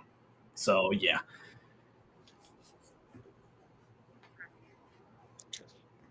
So, but yeah, no. I personally think that the Patriots could still be a sneaky playoff team. They've got the defense that are going to keep them in games, and as long as their offense just moves the football, they're in good shape. They'll be there. They will. Oh, yeah. So, Anthony asked, random question, what's the point of the Eagles trio meeting if the offensive coordinator ain't there or the head coach that calls the plays? Here is why it's important. You don't always need everyone involved. But if you look at that offense, who are your leaders? AJ, he's a captain. Saquon's a captain. Jalen's a captain. Those are how great Smitty is. Those are your top 3 guys on offense. They're literally your offense's 3 best players. Yeah. And the next biggest voice is Mailata.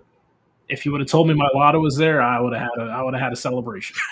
I was thinking for a second. I wonder if Saquon said, "Listen, don't make me go get the rugby player because if I got to bring him in here, he's gonna do that Bane voice and scare the crap out of us. So please just get this shit right now. I don't want to deal with that." Yeah. But yeah, they don't need everyone to be there. They need to get their biggest guys on the same page. Yeah. Right? You talk about how Saquon said he needs to get better. AJ's complaining about not being a big enough part of the offense. And then you have the quarterback who kind of brings it all together. So them 3 meeting, I'm perfectly fine with it. I'm glad that it happened. I'm glad that they realized that, something needed to be discussed because obviously they were not all on the same page in that game. And that was the culmination of everything that happened in the media leading up to that game in the prior week. Also, first off, Anthony, to answer that question, number 1, Jalen Hurts does change plays. The touchdown to Saquon Barkley was a play that he changed. The wheel route to Saquon is a play that he changed. Secondly, by the way, Nick Castellanos just doubled in 2 runs. The Phillies are down 4-3 with the tying run at second base with nobody out in the bottom of the 9th inning. They better get the lead. I still hate this team. I'm not doing it. Next 3 guys are striking out. I'm not doing it. No, say. But also, Anthony, to go back to what you're saying about why wasn't Patullo and Sirianni there, Sirianni lets his players voice their opinions to each other. Anthony, do you know how many baseball teams do that? Have closed team meetings, players only? Oh, yeah. Because at the end of the day, and this is why I keep talking about Kevin Patullo and Nick Sirianni, they are not the ones on the field. Kevin Patullo cannot stop them from making pre-snap penalties. Kevin Patullo cannot block for them. Kevin Patullo cannot run the route for them. At the end of the day, the players have to execute. And the only way that's going to happen is if the players get on the same page. And right now, A.J. Brown, I'm sorry, is not on the same page as the rest of the team. I'm sorry. I love him, but it is. Jordan Mailata plays like crap. He doesn't go make a cryptic tweet on Twitter. He goes out there and says, yeah, we suck and we got to play better. AJ doesn't get his targets and he gets mad. They need to make sure that they are all on the same page, and Saquon Barkley is trying to make sure of that. Because I know who called this meeting. It was Saquon Barkley. I know it was. This is the kind of leader that Saquon is. I have watched every bit of Saquon's career. This is how he is. So we're chilling. We're chilling here. But anyway, Tyler, shall we get to around the NFL and then call it a night? Yeah, let's do it. All righty. And also, go back to Anthony saying about changing plays. I will say one thing about the Eagles offensively that I don't like. And it honestly goes back to the same thing. It's a Jalen thing, and it's an offensive thing. This offense has struggled with too high safety looks. They don't really know how to beat it. That is something they have to work on over the next few weeks because they're playing some teams with some solid safeties. Get that ball in the middle of the field. Got to separate the safeties. Separate the safeties, get Goddard in the middle of the field. Patrick Mahomes with a rushing touchdown, 14-0 Chiefs. Yeah. All right, let's get on to around the NFL.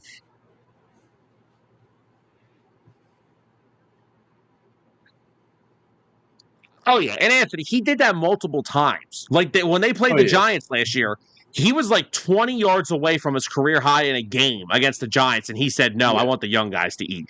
He's been doing this since he was at Penn State. The guy's a natural-born leader. That's why he's a captain his second year here.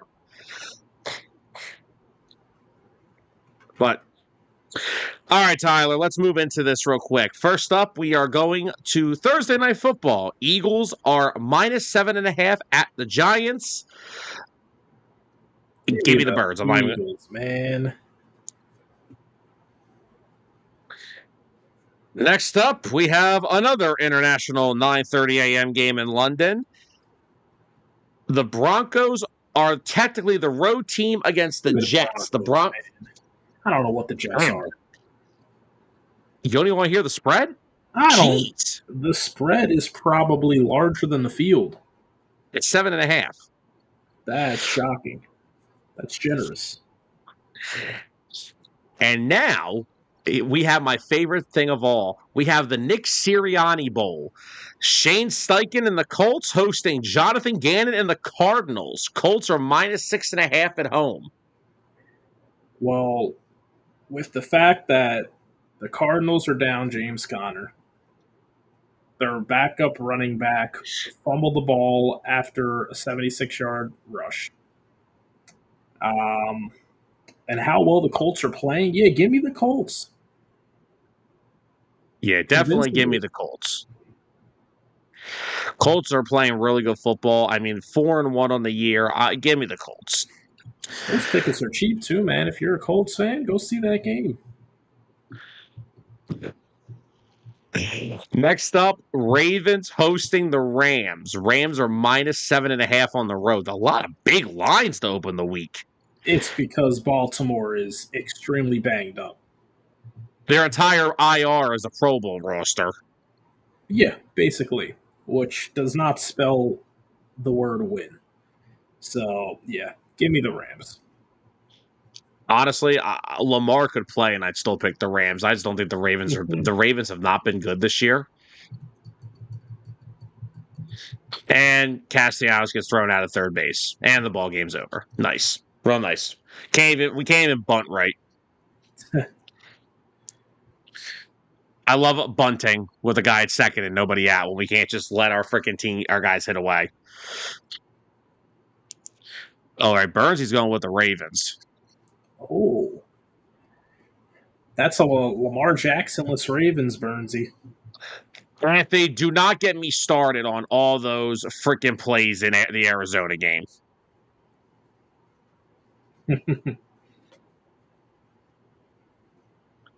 All right. Next up, we got Steelers hosting the Browns. Steelers are only -4.5. It's because of how tough the Browns play you. And I'm going with the Steelers because they're at home and they're also playing well. But I think the Browns are trying to put some stuff together to get Dylan Gabriel comfortable in that offense.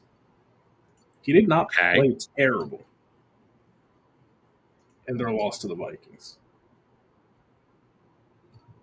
He had uh, he had 190 for what was it? 190, 57 completion percentage. That's not the greatest. Two passing touchdowns, no turnovers. That's always a good sign. So, hey, never know what he could do in the second start. Yeah. Oh, yeah, I forgot they started Gabriel in that London game. I'm going with the Steelers here. I like Gabriel what he's brought, but he's going against a pretty Yeah, damn yeah, good team. yeah. They're going up against a playoff team. All right, so there's no line for this game because one of the teams is still playing. Jacksonville hosting the Seahawks. Mm, I'm going Seahawks. yeah, I'm going to go with the Seahawks too. I mean, so far, Jacksonville's kind of showing me what Jacksonville usually shows me. Yeah, and I'm all in on the Seahawks. I love Sam Darnold, what they're doing over there. Their defense has played solid so far. I don't know what happened against Tampa Bay, but Tampa Bay just scores. They just find a way to score. Oh, look, Harrison Bader gets a base hit after Nick Castellanos is thrown out of third because they tried to bunt. So instead of the game being tied, Wow. we have two men on. Wow. And this is why Rob Thompson can't be the manager after this season because of idiotic, stupid crap like that. All right, next up, Dolphins hosting the Chargers. Chargers are -4.5. Ooh.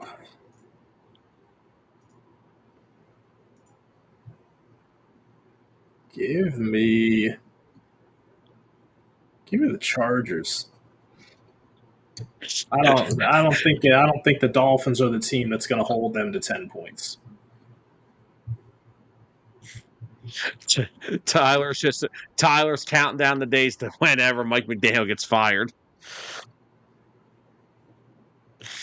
I don't even care at this point. Tyreek's out for the season, so Anthony, I'm going to give you one from each league. NFC, I'm going to go the Seahawks. AFC, I'm going to go the Patriots. ooh. I'm gonna do. Man, I really like the Patriots pick there. I just like Mike Vrabel. I'm gonna say, even though I think it's kind of a shoe-in for them, Pittsburgh. I think Yeah. that's the more obvious one. Patriots, I like that one. It's kind of like they'll make it in because I still think Buffalo will win the division. NFC wise though, NFC. The NFC is a tough one. I'm gonna say Green Bay because I don't think they win their division, but I think they make it into the playoffs, the wild card.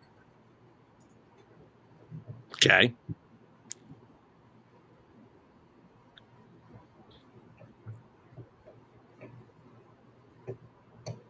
Next up, we've got Dallas -3.5 on the road in Carolina. -3.5. Uh, is it wrong that I want to bet on Carolina? That I think that they can put together another win?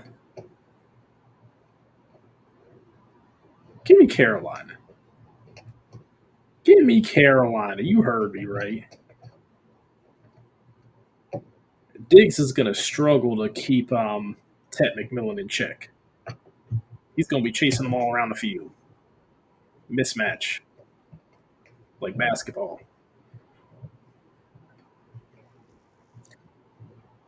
I'm going Dallas. Dak's playing some good football right now. Can't take it away from him. Next up, Patriots on the road against New Orleans. New England is minus 3.5. Give me New England. I feel I'm like gonna go that with New line should England. be bigger.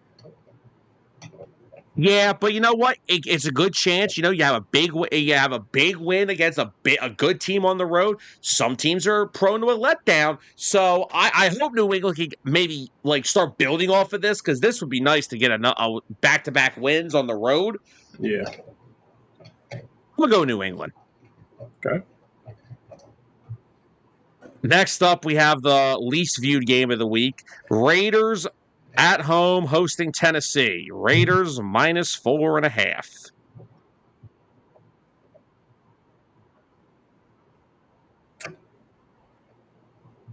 This is one of those games where you would want to just flex it till 1 o'clock and forget it ever existed. No, I would have flexed it off the schedule. Oh, I wish that was an option, but I'm trying to be realistic. Can we have a tie, please? My God. Give me Las Vegas still. Give me Tennessee. I'm going with Tennessee. Vegas gives the football up too They do. much. They do. Okay, listen to me right now. Bottom of the ninth, first and third, 2 outs. Roki Sasaki versus Trey Turner. If Trey Turner wants to be a Philadelphia Philly next year, he will come up and tie this game. If not, I will trade him to the Oakland A's, and they're not even in Oakland anymore. Oh my gosh. I'm done with because I'm done with $300 million athletes not being able to come up in the moments we pay them for. That's why. Anyway, let's get back to around the NFL. And he grounds to second base. Great job, Trey. Oh no. 300 million right down the drain. All right. Anyway. All right. Next up, we've got 49er. Oh, here's a good one, Tyler. 49ers on the road at Tampa.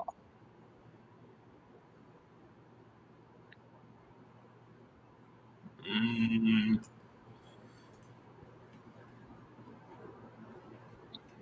huh. The Tough one. spread is Bucks are 2.5. What do you think about That's that one? really tough. They got that Tampa Bay advantage. I don't know what the temps are like down there. I don't know. Did Christian McCaffrey cramp up a little bit? That's probably their only hope they got is slowing them down. Here, do you want me to look at the weather report for Tampa Bay this weekend? I need the Bucky Irving report. That's what I need. His whole body is destroyed. Stop it. All right, it's going to be 83 degrees on Sunday. Oh, it's beautiful weather now that we're not down there. um, This is a tough one. yeah, give me the Bucks.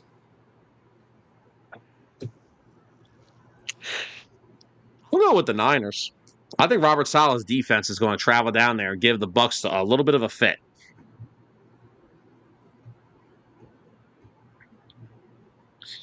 Next up, oh my God, Packers hosting the Bengals. Packers are a minus 14.5. They're a 2-touchdown favorite. Well, they should be.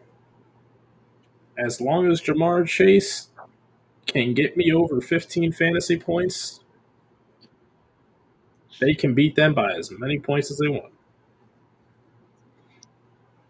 Burnsy went with the Raiders in that one game, by the way. Forgot to put that comment up earlier.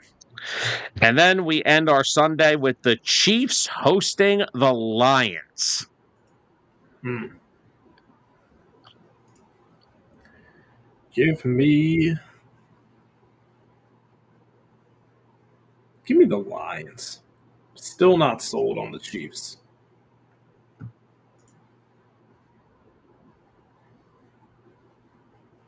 Yeah, the Lions. They've been clicking ever since that week one loss to the Packers.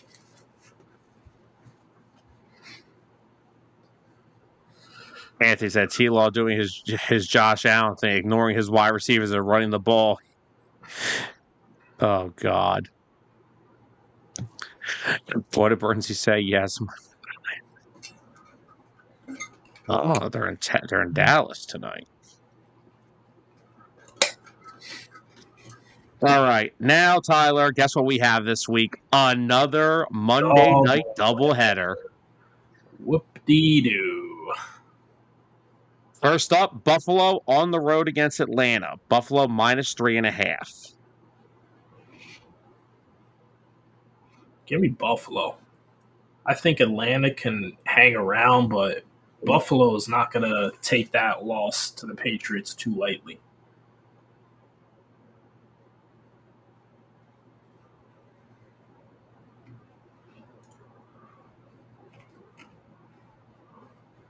Ooh.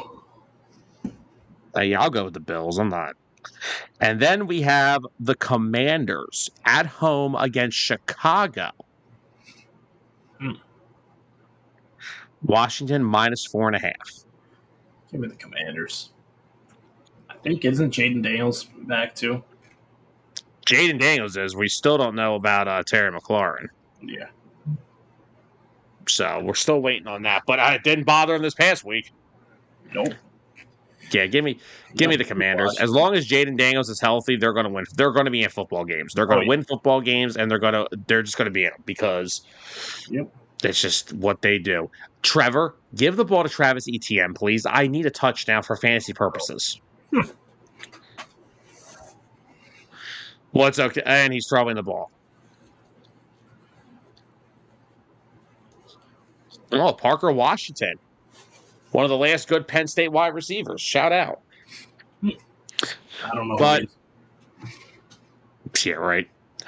All right, guys. I think that's going to be it for us tonight. I want to thank everybody for commenting in with us tonight. Espo, Jimmy, Mike, Anthony, Zolt, Burnsy, of course, all you guys. Thank you all so much for joining us tonight. Absolutely fun show.